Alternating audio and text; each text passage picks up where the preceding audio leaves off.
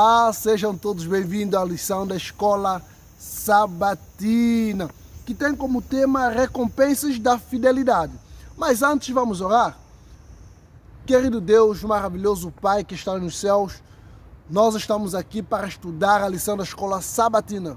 Derrame o Teu Espírito sobre mim, sobre meus irmãos também que acompanham do outro lado, que o Teu Espírito nos dê compreensão da Tua palavra. Nós pedimos com fé, em nome de Jesus. Amém. O versuário está no livro de Mateus 25, verso 21, onde diz o seguinte: o Senhor disse, muito bem, servo bom e fiel, você foi fiel no pouco, sobre muito o colocarei. Venha participar da alegria do seu Senhor. Olha, sabemos que somos salvos pela graça, não existe mérito nenhum em nossa salvação. Quem nos deu salvação foi Jesus Cristo. Porém, a Bíblia fala das recompensas. As recompensas, elas acompanham o quê? As nossas obras.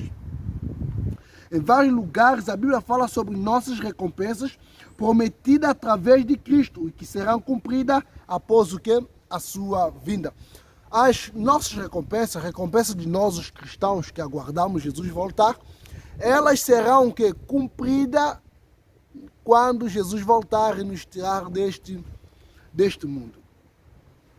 O que nos foi prometido? Essa é uma pergunta para nós. O que nos foi prometido?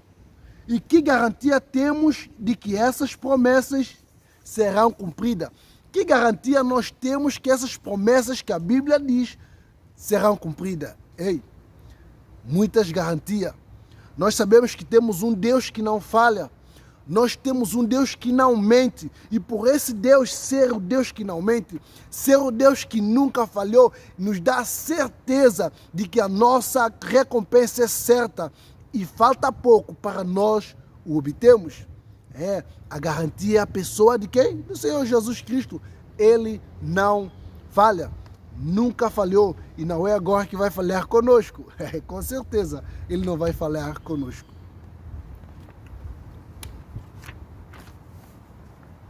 A lição de domingo, recompensas pela fidelidade. Deus, Ele recompensa o quê? As pessoas que buscam a Ele.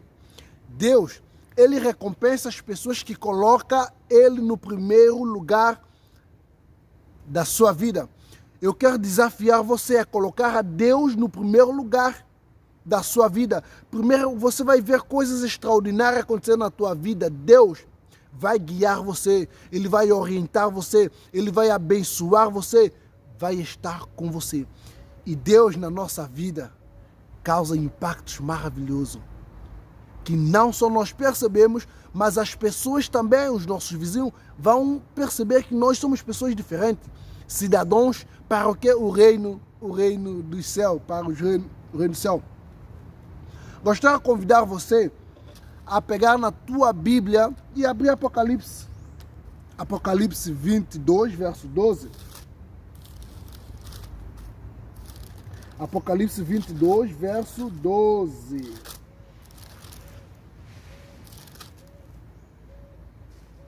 Diz o seguinte: e eis que venho sem demora, e comigo está o que? Galardão que tenho para retribuir a cada um segundo o quê? As suas obras. Lembra que eu havia dito, nós somos salvos pela graça, porém, as nossas recompensas é acompanhada das nossas obras. Das nossas obras. Jesus concluiu as bem-aventuranças que introduzem o sermão da montanha com essas palavras: bem-aventurados são vocês quando por minha causa os insultarem e os perseguirem e mentido disserem todo mal contra vocês.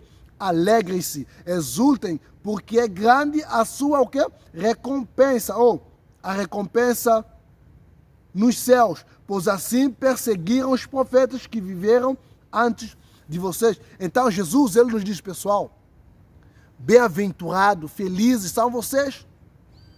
Vocês que estão a ser perseguidos por causa de mim. Vocês que as pessoas estão a mentir por causa de mim.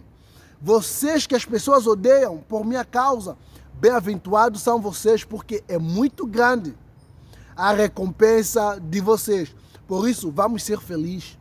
Vamos ser felizes mesmo quando passamos por momentos difíceis por causa do nome de Cristo. Vamos ser felizes quando as pessoas levantarem falso testemunho contra a nossa pessoa. Por causa de quê? Por causa de Cristo. Porque a nossa recompensa é maior. O que os olhos não viram, ouvido não ouviu, é o que Deus tem preparado para os que amam. No livro de Eclesiastes 7:8 diz o seguinte: melhor é o fim das coisas que o princípio dela. Melhor é ser o que paciente do que altivo do coração. Melhor é a nossa recompensa no céu do que todas as injúrias, todas as mentiras, todas as calúnias que fizeram por nós por causa de Cristo aqui na terra. Lembra, feliz é estar no céu, recebendo o galardão que Deus vai nos dar, que Deus prometeu nos dar, do que o quê? As coisas que nos aborrecem aqui nesse mundo. Ser recompensado pela fidelidade, no entanto, não é o mesmo que salvação pelas obras. Não vamos confundir. Uma coisa é ser recompensado pela nossa fidelidade a Deus e outra coisa é ser salvo pelas obras. Nós não somos salvos pelas obras. Qual ser humano tem obras boas o suficiente para obter mérito diante de Deus? Qual ser humano que é tão bom, tão bom de forma a ter um mérito diante de Deus? Dizer, não, ele está sendo salvo por causa de que é a obra dele? Nenhum de nós. Nenhum de nós. Ninguém. Por isso, foi necessária a morte de Cristo na cruz. Se tivesse ser humano tão bom a ponto de se salvar, Jesus não teria vindo. Jesus veio porque não tem. Porque nós não conseguiremos ser salvos com os nossos méritos. Eis o porquê de Jesus vir. Ele veio porque nós não somos capazes de nos salvar a nós mesmos. Por isso ele morreu na cruz. E ao morrer na cruz nos deu o privilégio de entrar no reino do céu. Privilégio de viver no céu. Privilégio de ver os anjos face a face. De ver Deus e desfrutar das maravilhas do reino do céu. Se pudéssemos nos salvar pelas obras, Jesus nunca teria ido para a cruz. A salvação é pela graça. E se é pela graça, já não é pelas obras, como diz apóstolo Paulo. Do contrário, a graça já não é graça. Recompensas, em vez disso, são a obra de Deus por nós e em nós. Então, as recompensas são o quê? As obras de Deus por nós e em nós. Vida eterna. Vida eterna. Eu gostaria de te convidar a abrir João 3,16. Esse é um verso muito conhecido. Esse é um verso muito conhecido no mundo evangélico. É um verso, talvez, o verso mais decorado da Bíblia. Sim, eu acredito que é o verso mais decorado da Bíblia. E deveria ser, eu acho, não sei os outros, o mais bonito da Bíblia, o mais bonito, o resumo da Bíblia. Deveria ser o quê? Esse verso. Mas antes de ler o verso, gostaria de ler aqui para você o que diz a lição. Sendo seres humanos, quer gostemos ou não, uma eternidade nos aguarda. Queremos ou não, existe uma eternidade. Ou a vida ou a morte, ou o reino do céu ou a destruição. Querendo ou não, só existem esses destinos. No livro de João 3,16 nos diz o seguinte: porque Deus amou o mundo de quê? De tal maneira que deu o seu Filho único para que todo aquele que nele crê não pereça, mas que tenha o quê? A vida eterna. Quer dizer para você o seguinte: nós temos um céu a ganhar, um inferno a perder. Ou o inferno a ganhar, um céu a perder. Que destino você vai ter quando Jesus voltar? Qual será o teu destino? Qual será o futuro? Deus, ele é bem claro. Ele é bem claro que existe dois caminhos, existe dois senhores. É impossível agradar os dois, ou há de aborrecer um e amar o outro. Ninguém pode servir a dois senhores. Você já fez a tua escolha? Você já tomou a decisão? Pois Deus quer que você esteja com Ele no céu. Jesus morreu para te salvar. Faça a boa escolha. Escolha Deus, escolha a vida. Escolha a vida. Escolha a vida. Escolha viver com Jesus na eternidade. Escolha estar com Jesus na eternidade. É difícil imaginar duas escolhas, mais claras ou distintas, não é? Possivelmente você está lendo esta lição, tem escolhido a vida eterna, ou certamente está pensando nisso. Com certeza, se você está vendo esse vídeo, talvez você escolheu estar com Cristo. Se você está estudando a lição na escola sabatina, é porque você fez a escolha de que buscar a Deus, de conhecer mais, de aceitar Ele. E você fez a coisa certa, tá bom? Fez a escolha certa. Deus tem habilidade ímpar de fazer tudo o que diz que pode fazer para cumprir todas as suas promessas. Nossa parte é simplesmente acreditar nele, descansar nos méritos de Jesus e pela fé obedecer a sua palavra. A escolha de Deus é ímpar. Ele fez a escolha dele ímpar. De quê? De cumprir as suas promessas. Ele prometeu nos salvar. Todos quantos estiverem ao lado de Jesus, naquele dia vamos ser salvos. Todos quantos aceitarem a salvação pela graça, vai ser salvo. Todos quantos viverem com Jesus, vai ser salvo. Por isso que você precisa fazer o quê? Tomar a sua decisão. Fazer o quê? A sua escolha. Precisa fazer o quê? A sua escolha.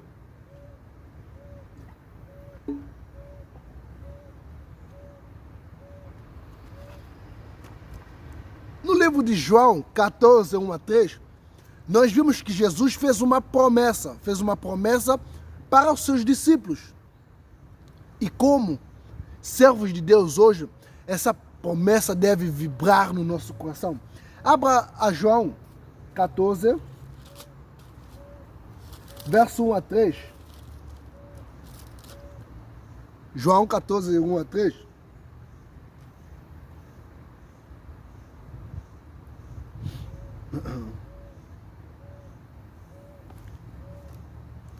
Não se turbe o vosso coração, crede em Deus, crede também em mim.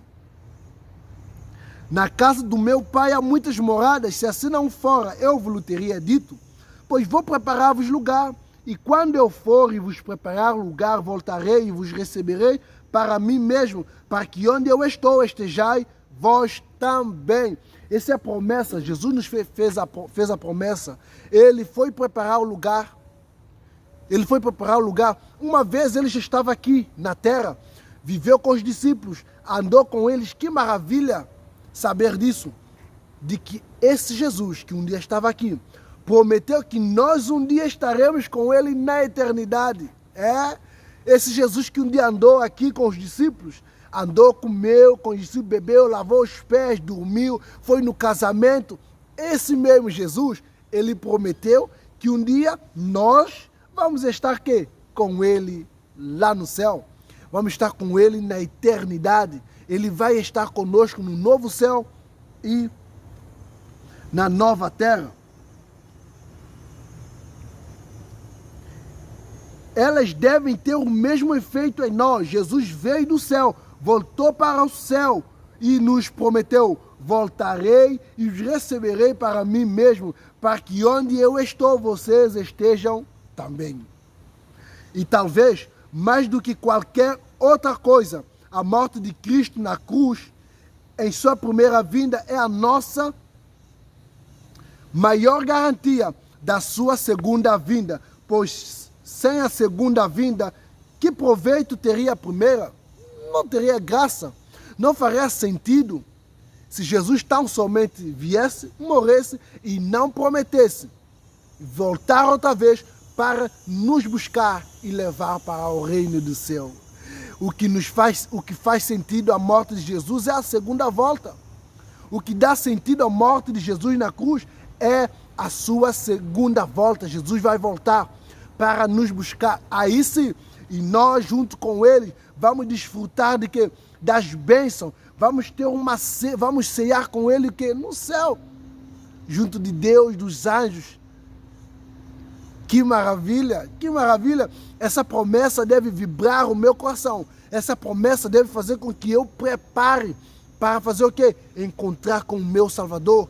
Que eu e você possamos preparar para encontrar com Jesus. Ele logo voltará. Ele logo virá nos buscar.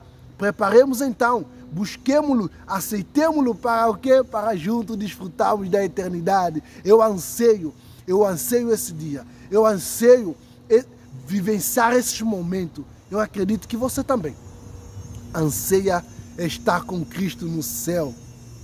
No céu. Ele virá outra vez, como o Senhor prometeu. E quando eu for e preparar o lugar, voltarei e os receberei para o quê? Para mim mesmo, para que onde eu estou, estejai vós também. Eu espero esse momento, eu almejo estar com Jesus no céu. A Nova Jerusalém. A Nova Jerusalém. A Nova Jerusalém é a obra-prima de Deus, construída para aqueles que o amam e guardam seus mandamentos. Essa cidade será o lar dos filhos fiéis de Deus no céu, durante o milênio e depois na nova terra pela eternidade. Há boas novas para aqueles que não gostam de empacotar coisas, nem de se mudar. Deus cuidará de tudo. João disse que viu a cidade. Vi também a cidade santa, a Nova Jerusalém, que descia do céu, da parte de Deus, preparada como uma noiva enfeitada para o seu noivo. Então nós vimos que a cidade está no céu. Durante o milênio nós vamos desfrutar das maravilhas dessa cidade. E é isso mesmo.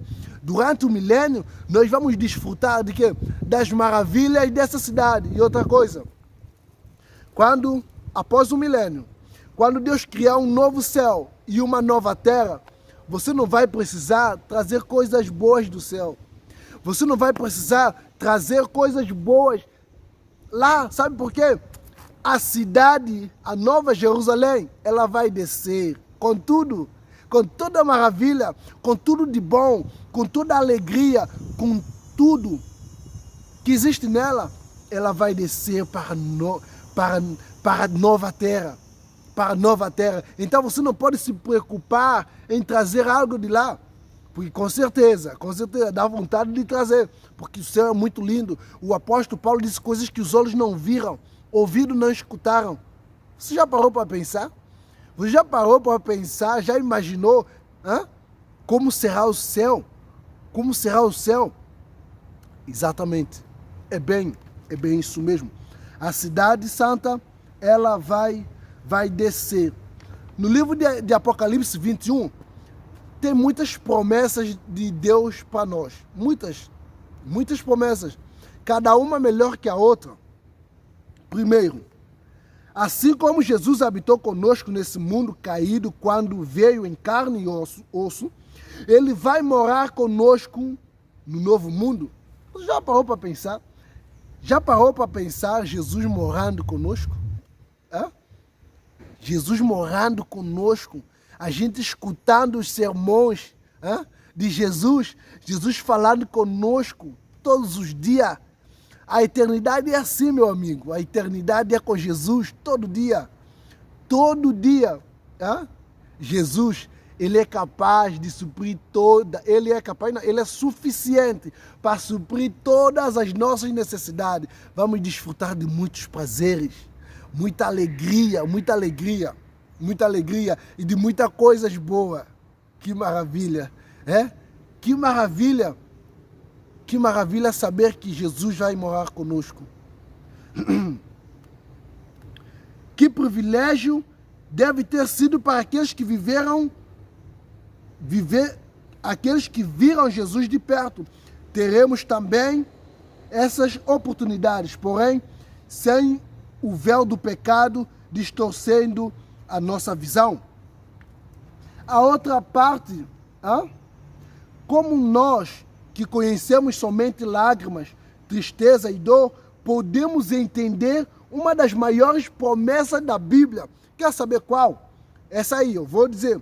E lhes enxugará dos olhos todas as lágrimas, e já não existirá mais morte, já não haverá luto, nem pranto, nem dor, porque as primeiras coisas passaram. Como é viver sem lágrima?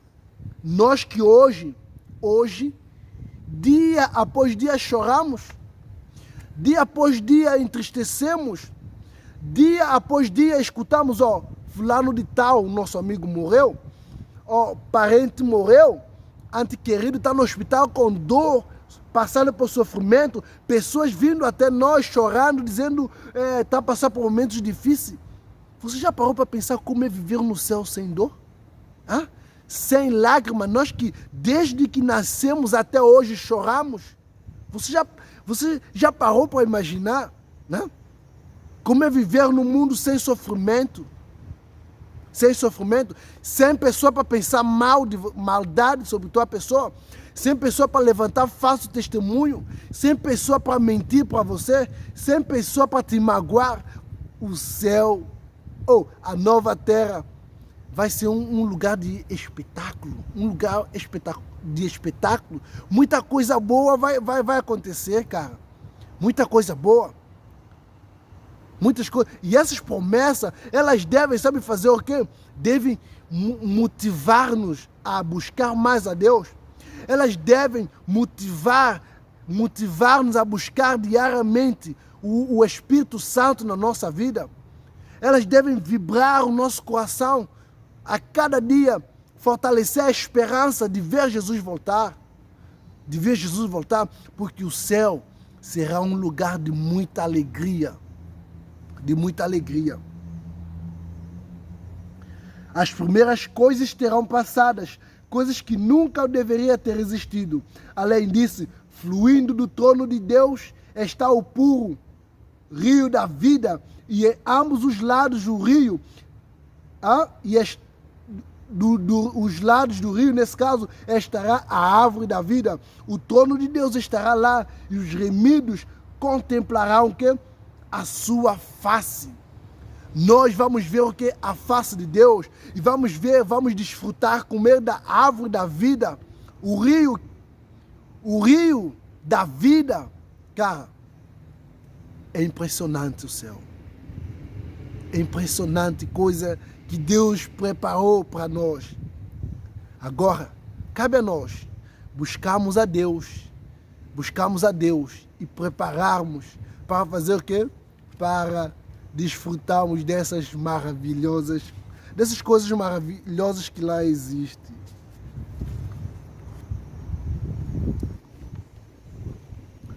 Olhando para a recompensa. Olha, não é ruim o pecado nós vivendo com Cristo e pensar nas recompensas. Não é pecado, não é mal, não tem erro algum aqui. De viver e pensar que na recompensa, olha, viver com Cristo tem recompensa muito boa. Viver com Cristo, eu vou desfrutar das maravilhas do céu. Viver com Cristo, eu vou ter o reino, eu vou ter a vida eterna nesse caso. Viver com Cristo aqui, um dia fará com que eu viverei com Ele e verei Ele face a face. Coisa boa. Coisa boa. Eu te convido a abrir Romanos 8, verso 8. Romanos 8, verso 8.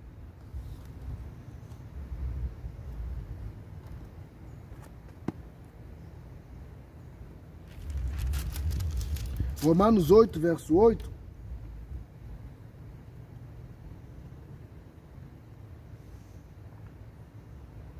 Não, Romanos 8, verso 18. É isso aí, verso 18. Diz o seguinte: porque para mim tenho por certo que os sofrimentos do tempo presente não podem ser comparados com a glória a ser revelada em nós. O apóstolo Paulo, ele diz que o quê? O sofrimento agora presente não pode ser comparada com a glória que há de ser o que é manifestada para nós. As coisas, o sofrimento, a luta, o que nós passamos agora não se compara com as maravilhas, né, que Deus tem preparado para nós. Nós sabemos que o apóstolo Paulo, ele fez o quê? Ele sofreu por causa do Evangelho, por causa de Cristo. Mas ele tinha o quê? A motivação, a esperança de que a recompensa é muito maior do que o sofrimento que ele enfrenta aqui. Que lição para nós, né? Que lição para mim e para você. Hã? A nossa recompensa no céu é maior do que qualquer coisa que nós enfrentamos, passamos aqui. Qualquer sofrimento, qualquer dor, qualquer perda, qualquer coisa. Qualquer coisa. E ele continua no livro de Filipenses 3, 13 a 14. Irmãos, quanto a mim, não julgo havê-lo alcançado, mas uma coisa faço, esquecendo-me das coisas que ficaram para trás e avançando para que estão diante de mim. Prossigo para o alvo, para o prêmio da soberana vocação de Deus em Cristo Jesus. Em Cristo Jesus. Deus não prometeu aos seus filhos que todos eles serão ricos nos bens deste mundo. Na verdade, ele diz que todos que têm vida piedosa sofrerão perseguição. O que ele oferece é melhor do que qualquer riqueza mundana. Ele diz: suprirei suas necessidades, e aonde quer que você vá, eu estarei com você. Então, no fim, o Senhor dará a seus fiéis verdadeira riqueza, recompensabilidade e vida eterna. Então, Deus, ele há de nos recompensar. Ele há de nos recompensar. E que nós possamos acreditar, nós possamos buscar a Deus para que possamos possuir, nesse caso, dessas maravilhas, dessas coisas maravilhosas que Deus tem prometido e preparado para eu e você, meu amigo e minha amiga. Que Deus nos abençoe. Deus te abençoe hoje e sempre. Amém.